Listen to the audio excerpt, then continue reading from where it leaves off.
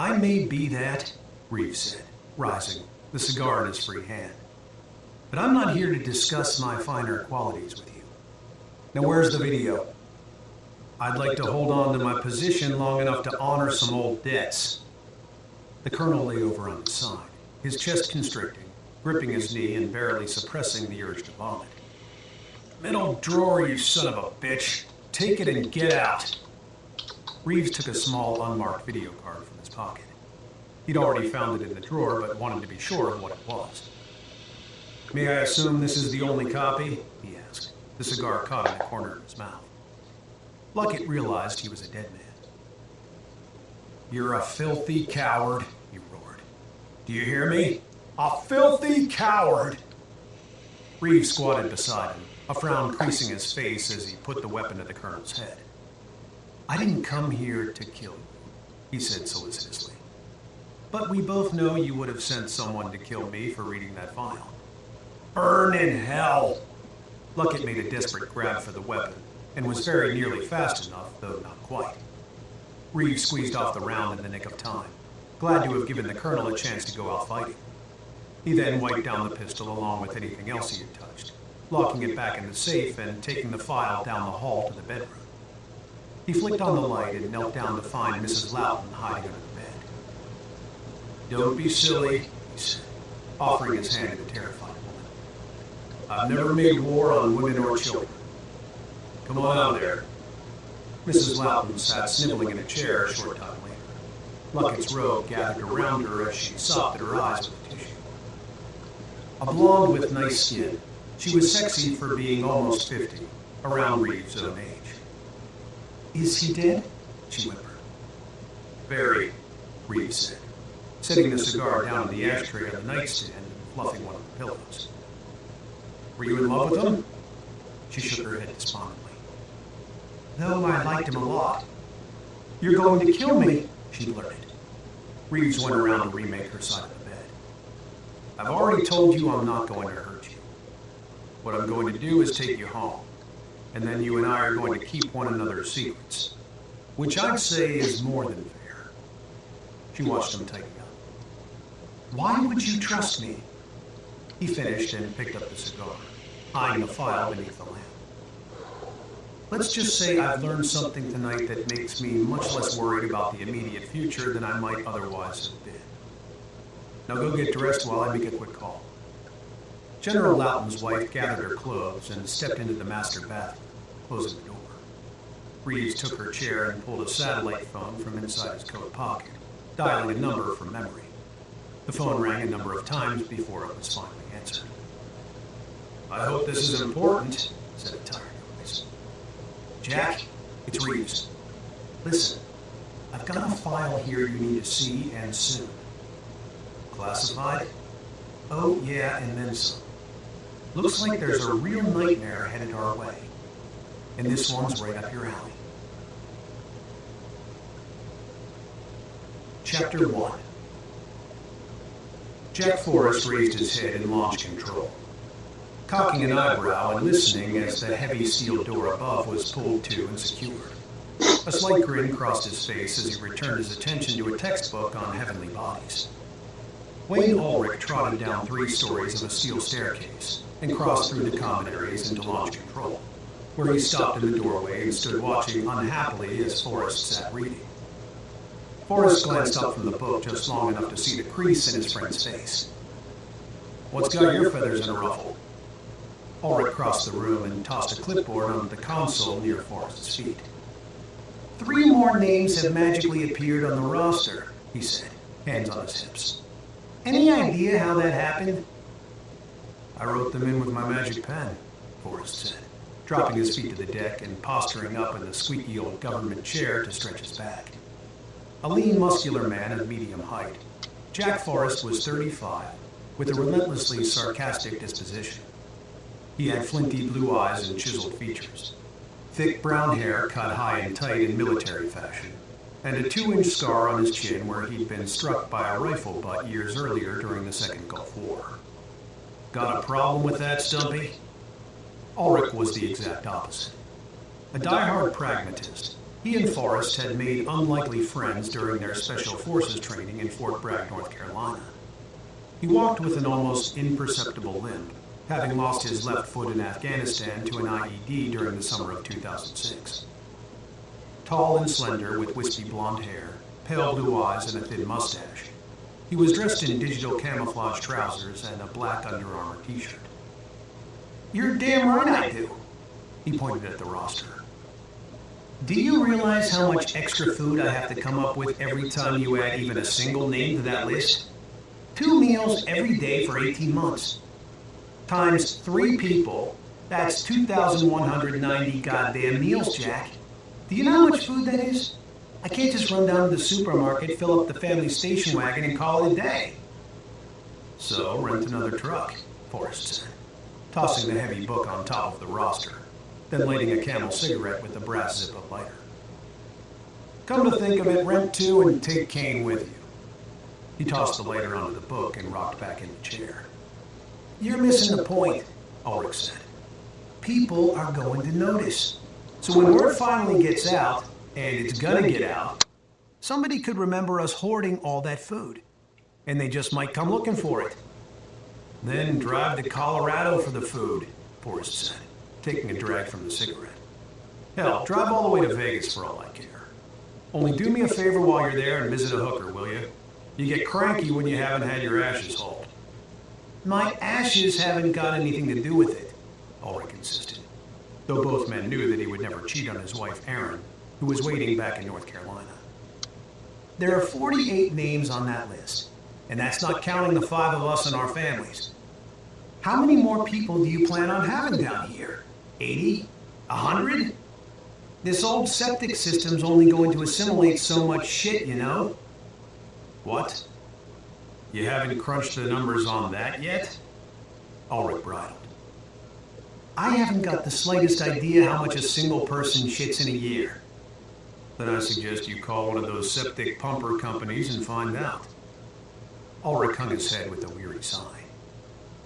"How many more names, Jack?" Forrest shrugged. "I keep finding people I want to save." "You mean women? And how many of them are good looking?" "A few." "Jesus, you're something else." Forrest stood up from the squeaky chair, exhaling a cloud of bluish smoke as he crushed out the cigarette in a brass ashtray cut from a 76mm cannon shell casing.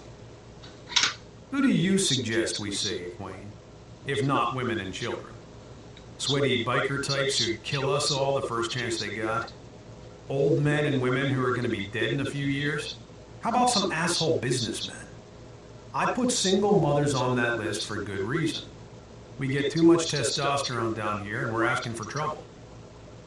"Suppose none of these women are interested in repopulating?" "Oh, that's got nothing to do with it," Forrest said with a wave. "Whether they are or not, their virtue will be a hell of a lot safer down here than it will be up there once this shit kicks off." Ulrich rubbed the back of his neck, remembering the war-torn Middle East. Both men had seen the type of iniquities a woman could look forward to in the absence of law and order. "It just isn't fair, that's all. A pretty woman's got no more right to... Look, if I could save everybody, I would. So would you. We all would. But we can't. People are going to die up there. They're going to die by the bushel. Men, women, children, ugly or not. And for the record, Stumpy, not every woman on that roster is a beauty queen. What do you think I am?" Before Ulrich could reply, Marcus Kane came around the corner, having heard their voices echoing along the steel blast vestibule leading from one of the Titan missile silos. A 6-foot African-American, Kane was recruiting poster handsome, with a shaved head, smooth skin, and gentle almond-shaped eyes. "Y'all argue enough. You'd think you were married," he said, taking a pretzel rod from a bag on the console. "Anybody on that list happen to be black?" Ulrich asked, wanting to stir the pot. "Don't start," Forrest said. "You didn't pick any sisters," Marcus said. "Man, come on now." "As a matter of fact," Forrest replied, "I've picked 7, all with kids." "Suppose these folks want to bring their extended families or friends along?" Ulrich asked, Tough shit, Forrest said, shaking another cigarette from its pack. Needless to say, anyone chosen will have some tough choices to make, and I expect most of them will choose to stay up there and face what's coming. Ulrich nodded, looked at Kane. How are the countermeasures coming? Kane considered. Well, I figured we'd better count on them getting past the first blast door, he said at length. Somebody good could conceivably cut their way in with an acetylene torch. But if we bore some holes in the overhead concrete of the security vestibule, run a line for the accelerant, we can fit a flame nozzle into each hole. That way we can fill the entire vestibule with liquid fire. Burn them to the bone like a goddamn dragon. I don't really see anybody getting past the first blast door, Ulrich said. The damn thing is 10 inches thick with steel pins all around the jambs. Cutting off the hinges wouldn't even get it open. Marcus is right, though, Forrest said. Somebody good with a torch could cut their way through. It would take a hell of a long time, but remember, they'll be desperate. Ulrich reached for the pretzel bag. What I'm worried about is them poisoning the ventilator shafts. Forrest nodded. It's a definite chink in the armor. How about the topside silo doors? Those are damn near impregnable, Cade said. What about a torch? Through 3 feet of solid steel? Ulrich took a bite from his pretzel. Suppose somebody shows up with a dozer, digs down deep to the ceiling, employs a jackhammer. That's 6 feet of reinforced concrete to go through, Kane said. Well, like Jack said, they'll be desperate. Forrest said, we all know there's no such thing as an impregnable castle. We can only prepare for what we can prepare for. But just in case, we'd better have some kind of broken arrow in mind. All 3 men pondered the unthinkable. A measure of last resort was not something to be overlooked. We could plant topside charges, Ulrich suggested. Maybe, Forrest said. Where's the dynamic duo? Still working on the wiring, Kane said. The generators are in place, but they're not hooked into launch control yet. The ventilation system probably needs a lot of work, too. Those motors haven't been run up in years. Well, that goddamn realtor assured me they still run, Forrest said. Once we're powered up, give them a try. You're the man. And what about that realtor? Ulrich said. Say she survives. She knows you went asshole deep in debt to get this place. She might start asking questions. Might think we knew this was going to happen all along. I hadn't thought of that, Forrest said, taking a moment to consider the point. Well, we can't take any chances. Marcus, you'd better kill the real estate lady. Make it look like an accident. Toss a toaster into the tub with her. Ulrich couldn't help cracking a smile. Kane stood chewing. Know what else we ain't figured out? Vasquez? How much insulin can we store and how long will it keep if we lose power? Forrest looked at Ulrich. I guess we'll have to kill Vasquez too. There's no sense in having him down here eating our food if he's only going to die. Ulrich snorted. You're a fucking jerk. This is true, Forrest said, dropping back into the chair with a sharp squeak. We need some new chairs too. He held up the textbook he'd been reading, a work on heavenly bodies by an astronomer named Esther Thorne. Look, guys, prehistoric man already pulled off this exact same mission with nothing more than a double-digit IQ and some animal hide. Don't tell me that 5 battle-tested Green Berets won't be able to think their way through this challenge. That's all this is. Another mission. So we knuckle down and we drive on. Chapter 2. Marty Chittenden stood in the hall outside a classroom at the California Institute of Technology Jet Propulsion Laboratory, anxiously waving a red file to get the attention of Professor Susan Denton, who was in the middle of giving a lecture on astrophysics. When she finally noticed what at first glance looked like a lunatic outside her classroom, she paused in mid-sentence, surprised to see a fellow doctoral candidate from her days at Berkeley. Susan remembered him well, Marty having spent the better part of a school year trying to win her heart. Though they had gone to movies a couple of times and shared some laughs, she hadn't felt much chemistry between them. But they remained friends until they finished graduate school and then went their separate ways. Now here he was out of the blue 5 years later, fervently beckoning her into the hallway. She couldn't imagine what could possibly be so important. "Excuse me for a second," Susan said to her class, and stepped out into the hall. She was 5'6" with red hair, freckles, her intensely expressive hazel eyes focused on this visitor from the past. "I'm in the middle of a class, Marty, so please make this quick." "I need you to check some calculations for me," he said earnestly, offering the file. "I'd be happy to," she said patiently. "But I need to finish class. Give me half an hour." Susan turned back toward the room, but Marty impulsively grabbed for her elbow. She jerked away, suddenly wild-eyed. "Don't touch me!" she hissed acidly. He stepped back, stunned by her uncharacteristic viciousness. "I'm sorry," he said, sensing that she had experienced something terrible since their last meeting. "I didn't mean to. It's just that this will be the most significant, most frightening discovery in all of human history." Susan went from angry to alarmed and intensely curious. In all the time she knew Marty, she had never seen him as melodramatic. If anything, he verged on being a classic academic bore. "Well, God, what is it?" "It's an NEO, Sue, and it's got our name on it." He gestured with a red file folder. "I've got all my calculations. I'd like you to review them before I take them over to JPL." Susan felt a sudden chill run through her. She knew Marty was an excellent astronomer and not someone prone to exaggeration. If he said the world was going to be struck by a near-Earth object, chances were good to excellent it was going to happen. "Well, how long do we have?" "Counting today, 88 days. She felt her knees weaken. "Jesus," she muttered. "Let me dismiss the class." She returned to the classroom then. "Okay, everybody," she announced. "I'm letting you go early today. We'll pick up right here on Wednesday." The entire class sprang from their seats in a flurry of laptops and backpacks, and in less than 30 seconds the room was empty. Marty stepped in and closed the door, handing the folder to Susan.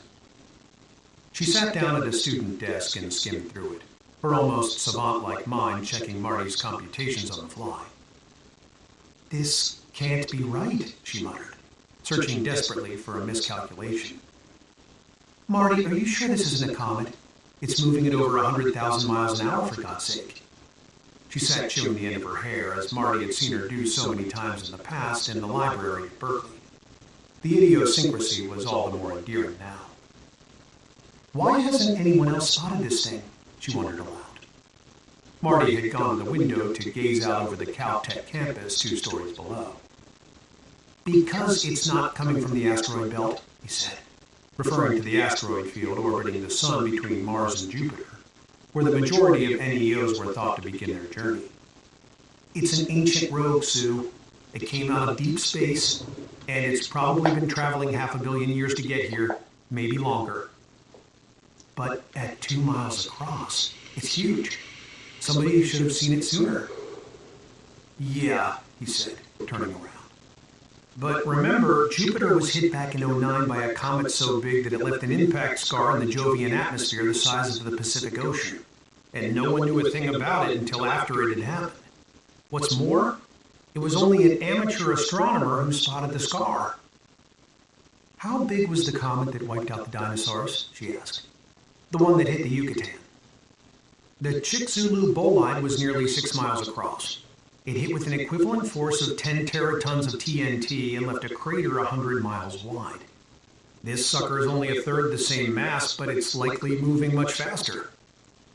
"Jesus," she whispered. "Have you done the math on damage possibilities? Are we going out completely?" He shrugged. "It's hard to quantify, but the sun will be obscured for at least a couple years, so you're talking about 24 months of freezing temperatures even at the equator. And with the ensuing famine, mankind will likely survive it, but only barely. So at the very best, we're starting over. At least it's hitting land and not water. Less acid in the atmosphere. There's no time left for anything, is there? Christ, Marty, I never even got married." "That's not my fault," he said, smiling. She couldn't help grinning back. God knows. She closed the file and stared off into space, thinking through his calculations. No chance your observations are off? He shook his head with a frown. Believe me, I've been over it 1,000 times. You haven't told NASA? Not yet, but I'm not sure it matters. It's right on top of us. Even if they slam a nuke right into it, the damn thing's coming at us so fast it won't even blink. This is an M class. Mostly iron, so it won't fragment much. Why do you suppose it's moving so fast? Well, 500 million years gives it plenty of time to slingshot around planets, stars, black holes. Any chance Jupiter's gravity will pull it off course? None. It's coming in at such a high cosine angle, Jupiter's gravity won't factor. Not even close. She sighed. Okay, how about I walk you over to JPL? She got up and gave him the file. Linda Creasy's a muckety-muck over there now. I know, I was headed to her next. So why even come to me? You knew there was nothing wrong with your math. Marty held her gaze. You know why, Sue. Still carrying that torch for me after all this time? She said, slightly incredulous, but then softening. It's very sweet, Marty. But you should have put it down by now and found someone else. Bollocks, he said with a smile. I hardly ever leave the observatory. I'm a total egghead. And besides, he shrugged again, suddenly self-conscious. I'm listening. Well, it's selfish, I know, but I was hoping we could spend some time together these last few months. As friends.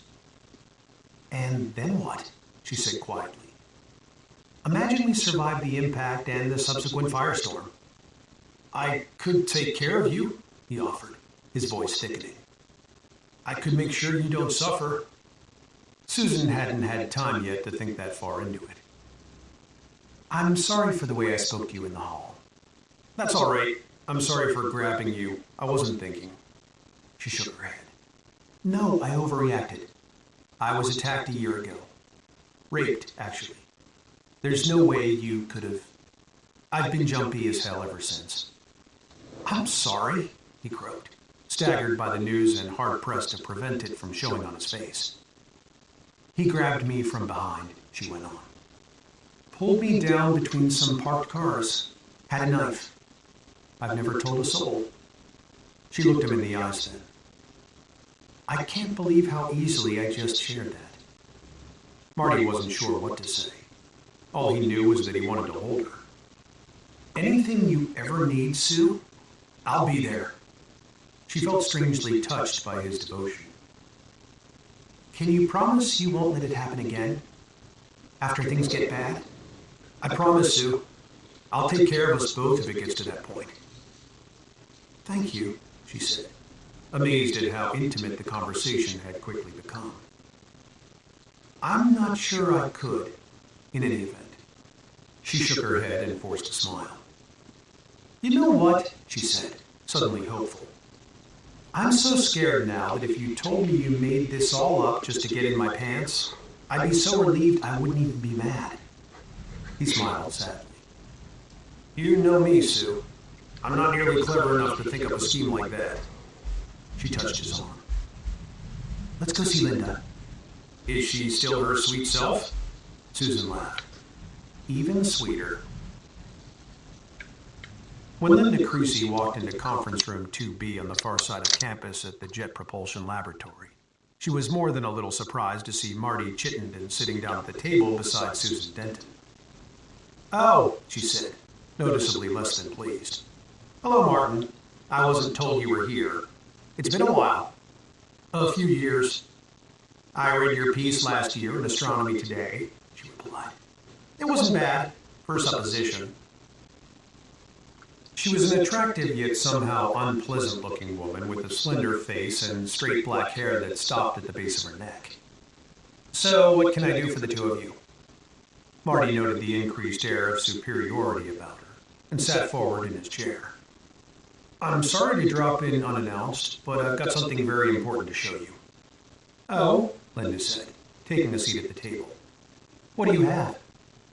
He pushed the red file folder over to her. She flipped it open and began to read. As she scanned the pages, her features visibly tightened. When she was finished, she closed the file and stared straight at Marty. How many others have seen this? At first, Marty thought she was already plotting to steal his thunder, but there was a look about her that changed his mind. Something more sinister. No one, he replied cautiously. You're sure? The only other person I've told is Susan. Well, these findings are huge, she said, if accurate. What are your intentions? To get the word out, he said. People need to know so they can prepare. Of course, she said. Let me make a few calls. She stood, keeping the file. May I take this? Just remember where you got it. You don't have to worry about that, Martin. She turned and quickly disappeared from the room. Marty stared suspiciously after her. What do you make of that? Gut reaction? I think she already knew. Which means the government has to know, right? Yep. Susan got up from the table and went to the door, peering down the hall. This may create a problem for them. They're trying to keep it quiet, he realized. Avoid mass panic. Will you do me a favor? Sure. Get the hell out of here, she said. I'll call you later if I can. What are you talking about? He said, rising. Think about it. How else could they keep this quiet? I mean, it's possible you're the only astronomer to have spotted this, but what if you're not? What if there are others and they've got them locked up someplace? That's a little paranoid, don't you think? Give me your cell number and get out of here. I'm serious. What? But what about you? He said, giving her his card. After you go public with it? They'll have to release me, won't they? But she's got my file, he said. And if you're right, they'll get to Mesa Station long before I do and seize my computers. True, but you can still tell someone where to look for this thing. Wait a second, he said, feeling suddenly silly.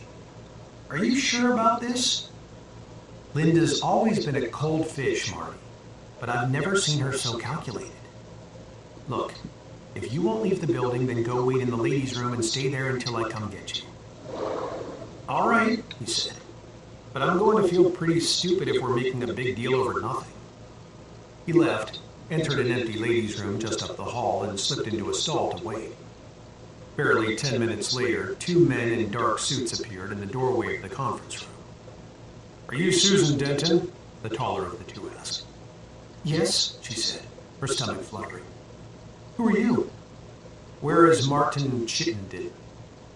He had to step out. Who are you? Check the men's room, the man said to his partner. I'm Special Agent Paulus of the United States Secret Service. He presented his credentials. Where did Mr. Chittenden say he was going? When she didn't answer, he repeated the question. I don't know. The second agent reappeared, shook his head. Ms. Denton, I would strongly suggest that you answer my question. He got suspicious and left, she said, standing up. Looks like he had good reason to. Paulus took out his Nextel and pressed a button. Looks like Chittenden smelled a rat and took off, he announced. He's probably still on campus. Creasy says he's wearing jeans and a green shirt with short sleeves. And he's got rust-colored hair. He put the phone back into his pocket. Ms. Denton, I'm afraid I must ask you to come with us. Under whose authority? The President of the United States, he said. It's a matter of national security. I want to speak to Linda Creasy. In due time, but for now you'll have to come with us. This is unconstitutional, she said, louder than necessary as they walked her past the ladies' room door. Martin's done nothing wrong. Barely breathing, Marty waited until he was sure they were gone, then quickly fled the building. He was threading his way through the lot to his rental car when he noticed two men in suits coming toward him. He bolted for the car and jumped in, but by the time he got it running, both agents were there. Get out of the car, Chittenden, Paulus ordered, moving around to the driver's side door, his partner remaining behind the car to prevent Marty from backing out. Back up in Marty ignored the man's increasingly strident orders and slowly eased the car back out of the space. He knew he was taking a huge risk, but what the hell? The world was doomed anyhow. Paulus produced a collapsible baton, used it to smash out Marty's window, and lunged for the ignition key. Marty panicked and jabbed his finger into the man's eye. The agent swore and pulled back as Marty stomped on the accelerator. The car jumped back, and a pair of electrodes, fired from the second agent's taser, bounced off the windshield. Marty hit the brakes, cut the wheel, shifted into drive, and sped off. Several minutes later, as he joined the traffic moving west, he had regained his composure and was mentally running through a list of astronomers he could call to help him. Though now he wasn't entirely sure that was the best course of action. Was there any point in taking what he knew to the public? It would throw the nation into chaos, and in the end, there wasn't much most people could do to save themselves. By the time he reached the highway, however, he had made a decision. Freedom could be a dangerous thing, but the United States was still a democracy, and Americans reserved the right to control their own destiny to the very end. As he pondered his next move, he knew he couldn't go back to his home or to Mesa Station. The airport was equally out of the question. The only thing he could think to do was ditch this car and rent another one along the way, buying himself some much-needed time to get out of California. He knew of a retired, very sharp astronomer living in Idaho who would likely find this asteroid of particular interest. But she was up in her years, and he had never actually made her acquaintance. He thought about the agent then, and wondered if he had done any real damage to the man's eye. He hoped not. But he had broken no laws and was perfectly within his rights to defend himself. Just the same, he hoped he would never cross paths with the guy again. Chapter 3. Forrest swung his green surplus Humvee into the truck stop and drove straight up to the fuel pumps. After he'd stuck the nozzle into the fuel port, he went inside to pick up some chips and beer for the guys back at the silo. They had all been working like mules, turning the old military installation into an acceptable living environment. There was a lot of cleaning and painting left to do yet, but if worse came to worst, much of that could be done after they'd sealed themselves inside. The most critical elements had to be dealt with first. They still needed to fill the old rocket propellant tanks with diesel oil to run the generators, and there was a lot of food yet to be bought and transported to the site. The ventilation intakes still had to be hardened against sabotage, and the lift elevator had jammed the night before. These repairs and supplies were going to be expensive and time-consuming, and Forrest expected to work up to the very last couple of days. All 5 of the men had taken out second mortgages on their homes, and were in the process of maxing out the many credit cards they had picked up lately. They laughed about the huge amount of debt they would all have hanging over their heads if, by some miracle, NASA did manage to stop the asteroid. They knew this was the largest part of why the government had chosen to keep the rock a secret. If everyone took the measures they themselves were taking, the economy would almost certainly implode and total chaos would reign. Forrest pondered this, along with many other grim realities, as he tugged a case of beer from the bottom shelf of the cooler. When he turned around, he was abruptly shaken from these dreary reveries by the sight of a particularly beautiful woman standing in the potato chip aisle. She was slender, with bedroom eyes and long auburn hair full of lazy natural curls. Wearing a brown halter top, shorts, and sandals, she had a fresh, lithe look about her. "These are pretty good," he said, reaching to grab 2 bags of keto-cooked potato chips. She stole a glance at him. "Too much trans fat." "You know, that's what I keep telling those guys," he said. "Way too much trans fat." He was looking directly at her now and smiling, the chips the furthest thing from his mind. "I'm Jack." A slightly bemused smile spread across her face. "Does this often work for you, Jack?" He chuckled. "Truthfully, I'm a little out of practice." "I can see that," she said dryly. "Okay," he said, feeling silly. "Safe travels." "You too," she said, returning her attention to the task at hand. She heard him muttering to himself as he walked away, "My kingdom for some time," and couldn't help chuckling. He stepped up to the counter and allowed the clerk to ring up the chips and beer. How much do I owe you on pump 9? It shut off at $1.12, the clerk said. You pretty much gotta hold the handle the whole time with those pumps. They're touchy. All right, Forrest said. I'll pay for this stuff and come back after I fill up. He was still waiting for the tank to fill when the woman came out with a bag in her hand and walked across the lot toward her car. He watched her for a moment, then trotted off after her, unable to help himself. Excuse me, miss? She turned as she was about to put her key into the door, looking annoyed. I've got a boyfriend. Never doubted it for a second, he said, more businesslike now, taking a pen from his pocket and writing his cell number down on the potato chip receipt. Keep this number for a few months. I know this sounds like another stupid line, he admitted. But you may hear something in the news soon, something that frightens you. If you do, I might be able to help. She looked at him with a raised eyebrow. I knew there was something odd about you. What am I supposed to hear that'll frighten me into calling a total stranger? If I told you, you'd never believe me. And that's the truth. Just let the number float around the bottom of your purse, throw it away in a few months. It can't hurt anything. How will I know if I'm hearing the right thing? I don't scare very easily. She wasn't taking him seriously. But he didn't seem at all dangerous to her, and he was the most intriguing person she'd run into between Nebraska and South Carolina, where she'd been visiting her sister. Let me put it this way, he said. If you have even the slightest doubt about it, that's not it. She put the slip of paper into her purse. Thanks, I guess. Drive careful, he said, and headed back to the Humvee. Finding that the pump had shut off again, he mumbled an obscenity as he grabbed the handle and squeezed the trigger mechanism. He was watching the digits add up when the woman came walking over. Elizabeth never really said that, you know. Time, my kingdom for some time. He smiled at her, feeling butterflies. Well, then she should have. I know I've played right into your hands on this, but I need you to tell me what it is, this scary thing. Honestly, you won't believe me.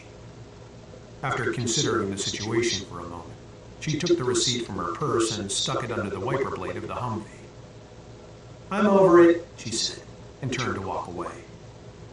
It's an asteroid, he blurted. She turned back around. A what? A rogue asteroid. It's 2 miles wide, and it's on a collision course with North America. You were right, she said, her eyes wide. I don't believe you. Goodbye. In 87 days, it's going to slam into us somewhere between the Mexican border and the Yukon Territory at 110,000 miles an hour. She paused and stood looking at him. I'm told the resultant explosion and ensuing firestorm will kill every living creature above ground out to a radius of 800 or 900 miles. After that, the sun's going to be obscured from the sky for an awfully long time. He plucked the number from under the blade and offered it back to her. Not that I believe you, she said, sticking the paper into her pocket. But if this were true, why would I bother to call you about it? My friends and I are preparing a shelter, a good one, and we're hoping to save 50 people or so, mostly women and children.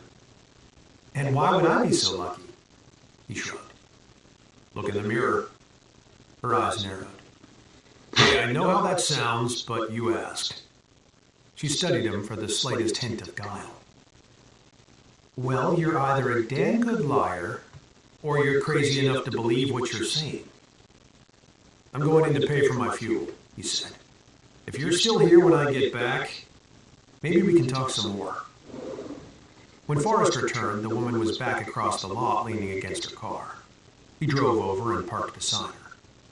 Getting out, he sat on the hood, popping the top from a beer bottle with a pocket knife. The woman climbed up onto the hood and sat looking at him.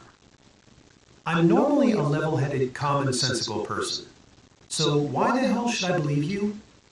Beer? He asked. She shook her head.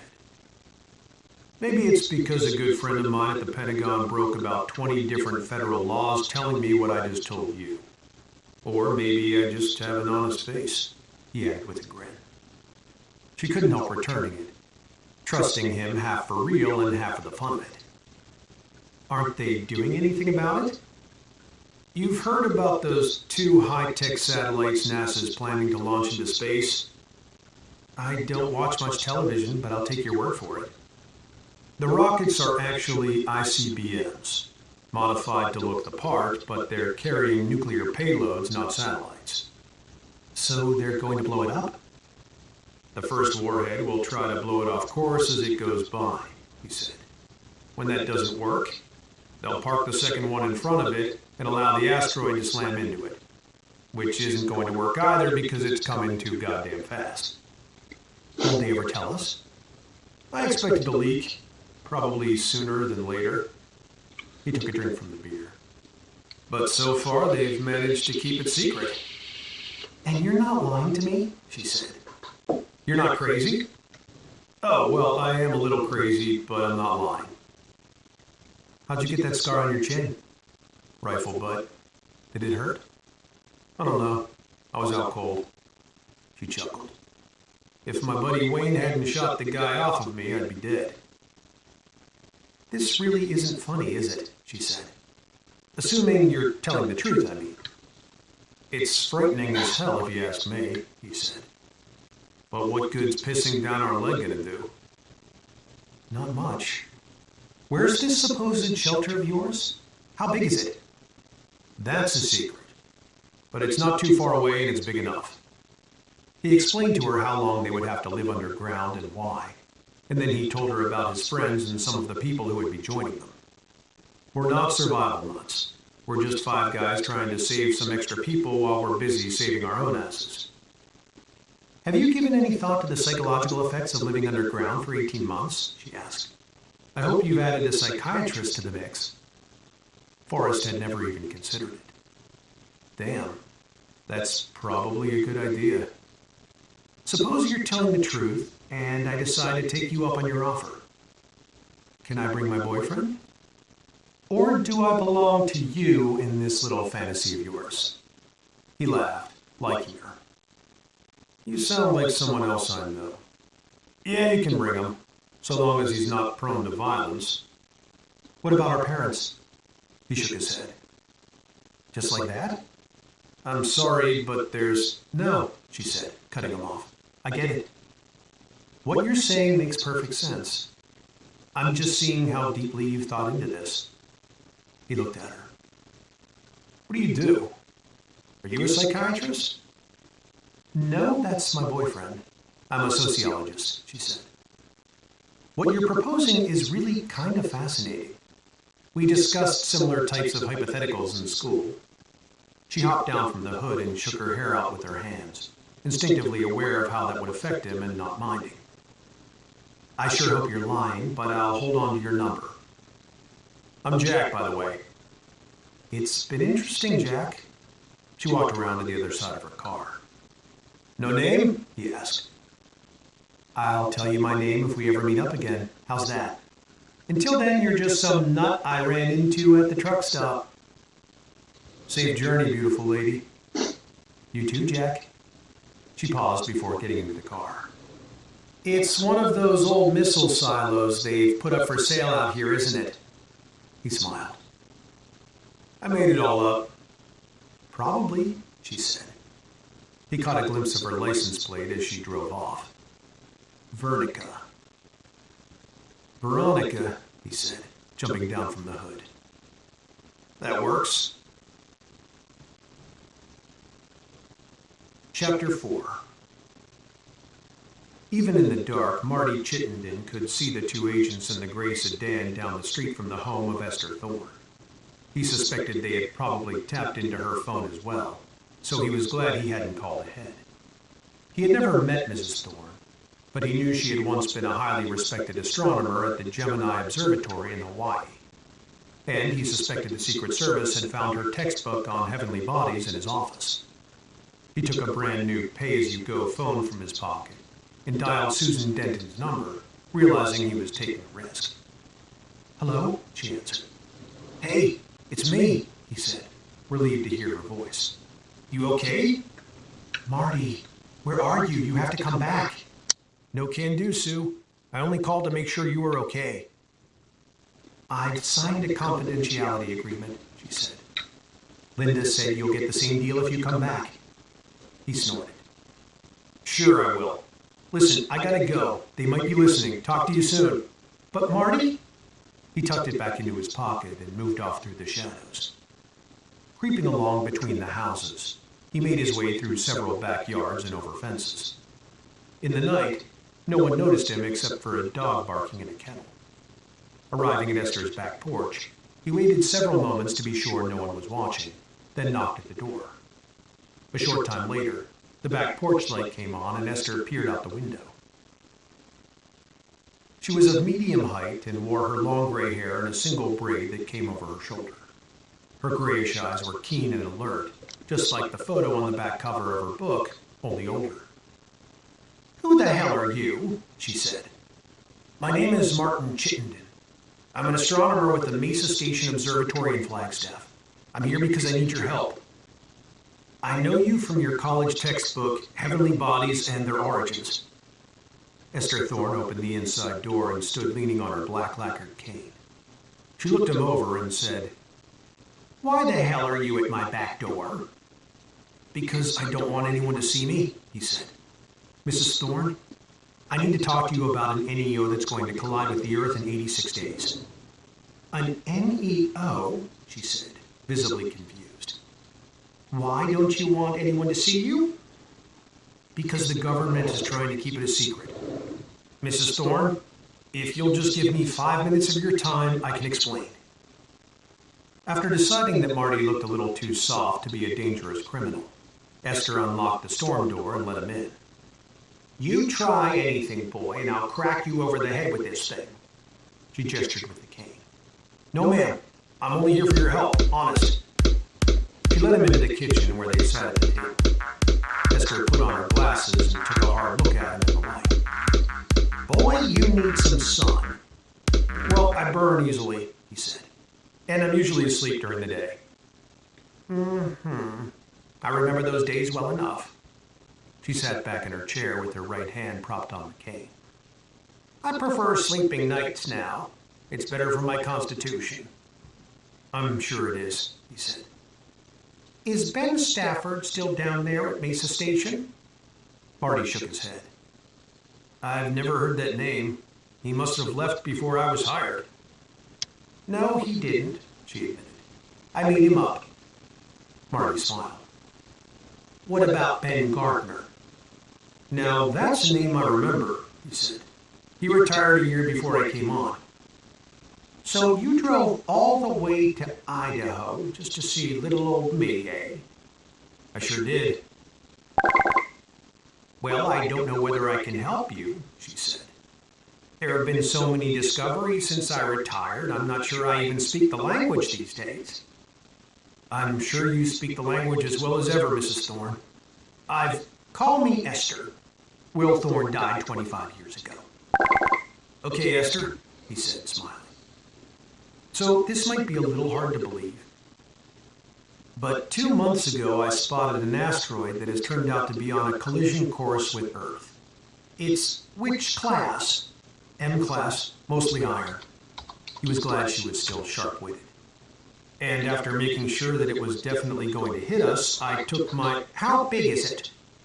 3.2 kilometers across at its widest point, he said patiently. And it's tumbling on 3 different axes. All 3, eh? It must have hit something pretty hard, she muttered. When did you say it was due?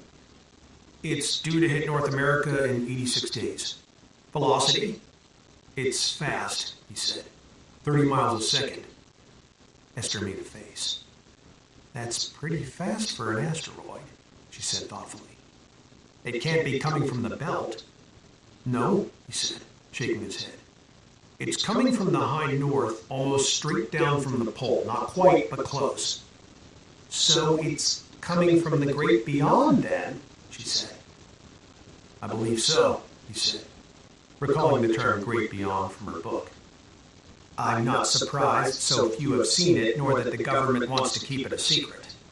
How do you know they know? Because there are two agents parked up the block watching your house? Esther looked more taken aback over that than she had over the asteroid. You're kidding. I wish I was. I took my findings over to JPL, and it turned out they already knew. Now they want to keep me quiet. So, what do you want from me? Advice. On what? On how to take it public. The people have a right to know. She looked at him. Boy, do you know how stupid the people are? I suppose I do, but they deserve a chance, don't they? I know it's going to create chaos, but chaos is inevitable. At least if the world is told beforehand, some people will be able to prepare.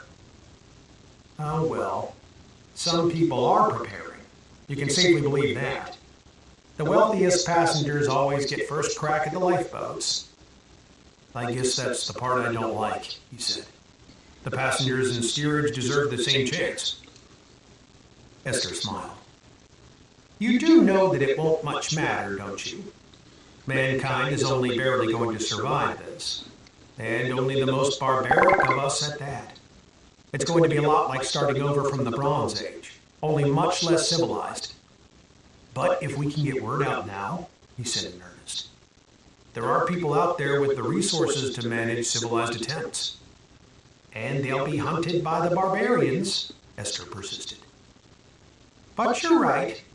A few pockets of civilized people might make it through if they're able to find a way to feed and defend themselves. Marty grimaced. He had conjured a number of repugnant scenarios in his imagination over the past few weeks, but hadn't yet thought in terms of people hunting people. Do you know anyone we can go to? He asked. Someone with access to a telescope who can verify my findings and take them to the media? All of my personal colleagues are being watched. I know one or two old-timers still in the business, but that's not really the problem. The problem is how do I contact them without those government boys knowing about it? I'm an old woman, you know. If they see me suddenly driving off to the airport, they're going to know something is cooking. And they're probably tapped into your phone so you can't call anyone either. We need to think of a way to make them lose interest in you. Well, that's easy. Get caught. Get caught? Marty asked doubtfully. Sure. After they've got you, they'll forget all about me and I'll be able to go wherever I need to without them knowing anything at all. I wonder if they'd take me back to JPL or stick me in some secret government prison. Regardless, Esther said. After the asteroid goes public, there won't be any reason for them to hold you. So, you'll do it then? If I let them catch me, you'll contact someone who can verify the story and take it to the media? It's been a long time since I've taken a trip. And if you're right about this old rogue, it sounds like it might be now or never. So then we have to figure out a way for you to know when I've been caught. I obviously can't just walk up to their car out there and turn myself in. It's almost that simple, though, she said. I assume you've got a car around here someplace. Marty nodded. She said, well, pull up to the curb across the street there and get out like you don't have a care in the world. I'm sure they'll put the old habeas corpus on you before you can even make it to my front door. 20 minutes later, Marty drove past the Secret Service men and pulled to the curb in front of Esther's house. He shut off the engine and stole a glance in the rearview mirror. Summoning his courage, he got out and started across the street. A few seconds later, he heard a pair of car doors open and shut and knew they were coming. Chittenden, a man said. United States Secret Service, stop where you are. Marty turned to see the same two agents he had escaped from back at JPL marching toward him. He spun and bolted, but didn't make it more than a couple of steps before he felt a sharp sting between his shoulder blades. And every muscle in his body was seized by a great electrical shock. He crashed to the street, jerking spasmodically about on the asphalt. He was vaguely aware that he was screaming, but couldn't control that either. And after 18 agonizing seconds, he lay on his face with drool running from the corner of his mouth. He had been tasered and pissed his pants. Remember me, dickhead? Agent Paulus said, kicking his foot. I'm the guy you jabbed in the fucking eye. Paulus turned to his partner. Juice him again, Bruce. He's trying to escape. Agent Bruce pulled the trigger and subjected Marty to another 18 agonizing seconds of electric shock. When it was finally over, Paulus knelt beside him on the walk and looked him in the face. How do you like me now? Marty mumbled something unintelligible as the two men cuffed his hands behind his back and hauled him to his feet. You know, you might as well have drawn us a map, Paulus said, as they dragged him off to the car. You left the old lady's book sitting right out on your desk. For a scientist, you're pretty fucking stupid. Esther peered through the curtains and watched as they drove away. After she was fairly certain they wouldn't be coming back for her, she went into the bedroom and packed a small bag, which she took into the garage and put into the back seat of her car. Then she went upstairs to bed, wondering if anybody now working at the Gemini Observatory would even remember her. Chapter 5. Veronica sat up in bed and turned on the light. It was 2 o'clock in the morning. Michael, wake up. Her boyfriend rolled over and squinted against the lamplight. What's wrong? I need to talk to you about something. He twisted onto his side. Okay, he said sleepily. On the way back from Chrissy's, I met this guy at a truck stop in Nebraska, she said. And well, long story short, he told me that an asteroid is going to hit the Earth in like 80 days or something, and that he and some friends of his are going to try to save a bunch of women and children. I think they may have bought one of those old missile silos the government's been selling. Michael's face split into a grin. Let me guess. He invited you to help him repopulate the Earth? Something like that, yeah. He chuckled and rolled back over. That story could have waited until breakfast. The man is obviously a paranoid delusional. She sat looking at him, a sinking feeling in her stomach. She wasn't particularly close to her sister, but Michael had a large extended family and they were very close. You don't want to hear what else he said? Not particularly, he mumbled. I talked to crazy people all day, honey. He was very convincing. Paranoids often are. He said that I could only bring you, no one else, which means you'd have to leave your family. He turned back over. Are you telling me you're actually taking this goof seriously? Veronica, tell me you're not. She sat looking at him unblinking. Veronica, come on. He said he had a friend at the Pentagon who broke a bunch of laws even telling him about it. Now, hold on a second, he said, popping himself up on an elbow. Since when do you suffer fools so lightly? I like to think I never do. Then what's different about this one? She shrugged. Like I said, he was very convincing. Her body language was such that Michael had a sudden realization. You were attracted to him. His tone was not quite accusatory. I wouldn't say that, but there was a very definite confidence about him, which is another way of saying what I just said. I don't think that's fair, Michael. And so what if I was? You see women all the time you're attracted to. But it's not the same, he countered. Men are chemically predisposed to chase after the opposite sex. For women it's different. It's cognitive. Oh, I'm so tired of that bullshit argument. Every time I catch you looking at another woman, it's the same crap. He frowned, feeling only slightly guilty for not being able to help himself. All I'm saying is that you were affected on an intellectual level. And don't you dare psychoanalyze me. I hate it when you do that. He sighed and lay back, looking at the ceiling. So, have you talked to him since? No. Are you going to listen to the story or not? He propped himself back up and smiled at her. I'm all ears. When she was finished, he took her hand and held it. You're telling me you honestly believed all that? I'm telling you that he was very convincing, and I don't appreciate being patronized. I'm not patronizing you. How's this? In the morning, we'll Google the number and see what comes up.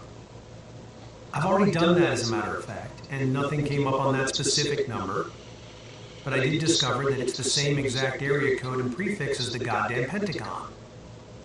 The shadow crossed his brow. Okay, that's odd, he admitted. But it doesn't mean that's really his number. There's only one way to find out, she said, rolling out of bed. Honey, it's 2 a.m. He won't care if he's the sort of guy I read him to be, she said. And if he was lying, so what if I wake him up? But suppose you get the Pentagon. Oops, wrong number. She fished a receipt from her purse and punched the number into her cell phone. Then she pressed the send button and put the phone on speaker so Michael could hear. Hello, Forrest answered in a shout. There was some sort of drill motor grinding away in the background. Is this Jack? She asked, almost ashamed of the relief she felt upon hearing his voice. Yeah, who's speaking? It's the woman from the truck stop. Veronica? Yeah. How did you... Oh, you must have seen my plate. Hey, Linus, Forrest said to someone in the background. Shut that fucking thing off a minute, I can't hear this girl. It sounds like the meteor might have gone public. Okay, Veronica, go ahead. Have they gone public already? She gave Michael a gotcha look, and he sat up a little straighter in bed. No, Jack. No, they haven't gone public. At least not that I know of. Is something wrong then? Well, sort of, she replied. I was wondering if you'd be willing to talk with Michael, my boyfriend. He doesn't believe your story. Forrest laughed out loud. Did you really expect him to? Put me on speaker. You already are. Okay, great. Mike, you there, man? Yeah, Michael said. Listen, I'm sorry, the story was bullshit. I was just trying to get in her pants. You know how guys are. Yeah, I know how they are, Michael muttered. Veronica turned off the speaker and put the phone to her ear. You son of a bitch. You tell him what you told me, goddammit. Don't make me look like an idiot. Am I still on speaker? No. Veronica, listen to me. She sat in bed and leaned over so Michael could listen in. Put yourself in his situation. The story's going to break soon enough. When it does, call me back. What was that drilling sound when you first answered? She asked, hoping to garner some more telling information. Oh, that? Well, we're busy with lots of arts and crafts right now. They could hear laughter in the background. Listen, Veronica, I gotta go. Call me if you hear something. But wait, she said. What if it never goes public? What then? Then I was obviously lying to you. No, I'm sorry, but you've all but convinced me, so you're going to have to live up to the offer. Michael gave her a look. She could hear the sound of Forrest's Zippo lighter clicking open and then closed as he lit a cigarette. Okay, he said. Tell you what, if it never goes public, I'll call you back at this number 2 days before the event. How's that? Do you promise? What the hell would a promise mean, Veronica? You don't even know me. I'll try and get some sleep. Forrest broke the connection. See, she said, throwing the phone down between them in the counterpane. See what I was talking about? Does he sound remotely nuts to you? Michael sat looking at her, realizing with mixed emotions that she had already made some kind of a connection with this mysterious Jack, who very definitely had a certain unmistakable je ne sais quoi about him even over the phone. I'll admit that he seems to believe what he's saying. Beyond that, all we can do is wait and see. What do you think they were drilling? She wondered, settling beneath the blankets. You have to admit it's pretty late at night to be up working, and it's an hour later in Nebraska. He chuckled as he reached across her to turn off the lamp. For all we know, Ronnie, the guy was drilling his way out of a prison cell in Guatemala. Chapter 6. After an exhausting round trip to northern Montana to visit his estranged wife Monica, Forrest arrived back at the silo a day later, tense and strung out on amphetamines. He pulled up to a modest two-story house that had once been used to house Air Force personnel during the Cold War. The house had been built over the top of the silo entrance to better disguise it from Soviet satellites.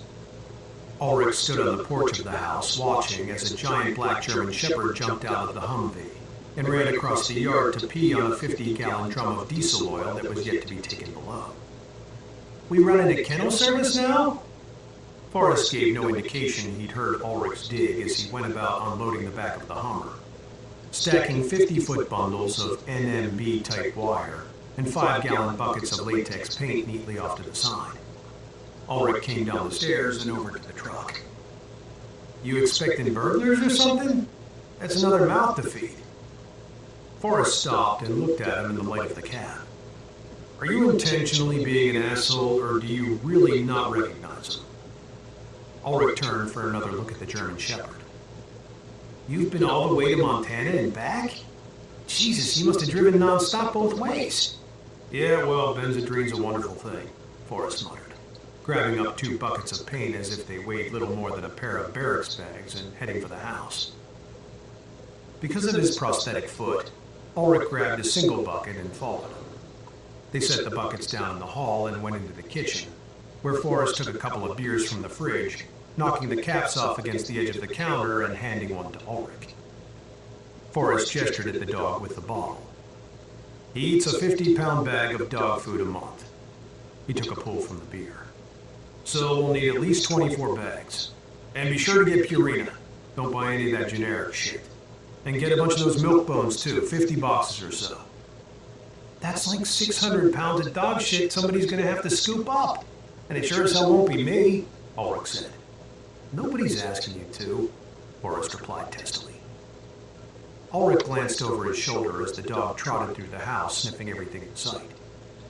"How did you talk Monica into giving him up?" "I didn't talk her into anything. She asked me if I wanted to save my son's dog, and I said yes. Now, are you going to pick up the food, or do I have to get it myself?"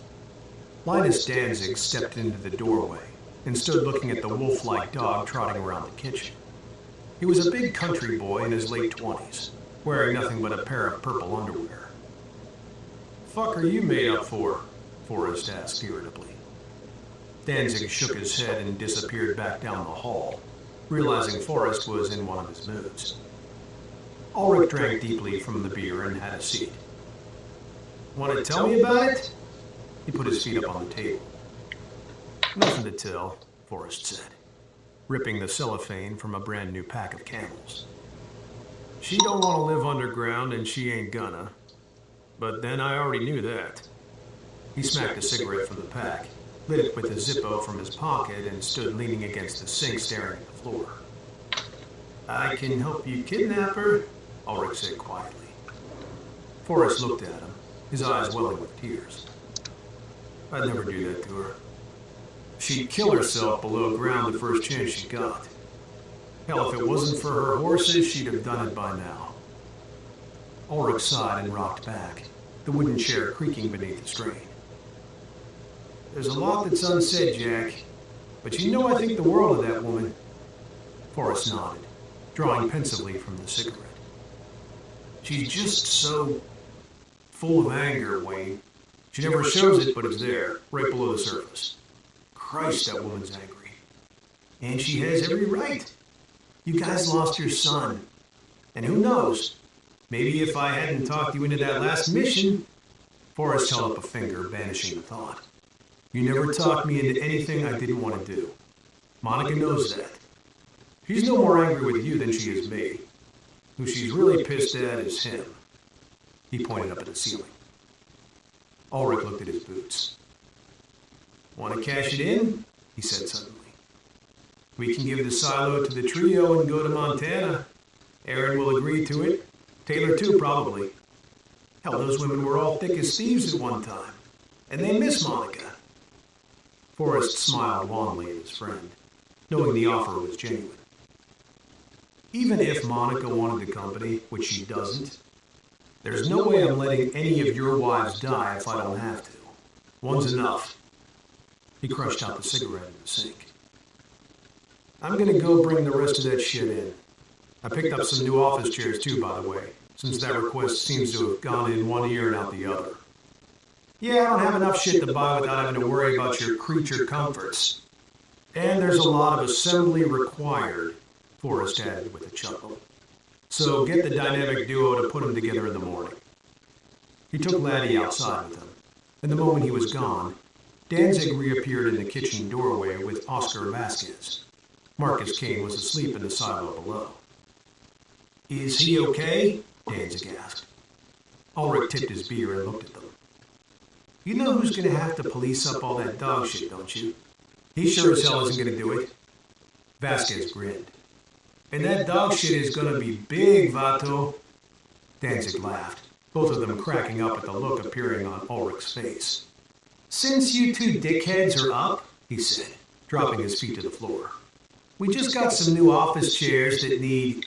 Both Danzig and Vasquez vanished instantly. "That's what I thought," he called after them, taking another swig and muttering to himself. "Just what we need. The lingering odor of dog shit in those tunnels." Chapter 7. Harold Shipman came down the hall outside of his office at the Gemini Observatory in Hawaii to find Esther Thorne seated in a chair against the wall, her hand propped on her cane, overnight bag on the floor beside her. "Esther?" he said. "My God, what a surprise! How have you been?" Esther took his hand and used her cane to push herself to her feet. "I've been well enough," she said grimly, tired from her long flight over the Pacific. "But I'm afraid I come as a harbinger of bad things to come, Harold. May we talk privately?"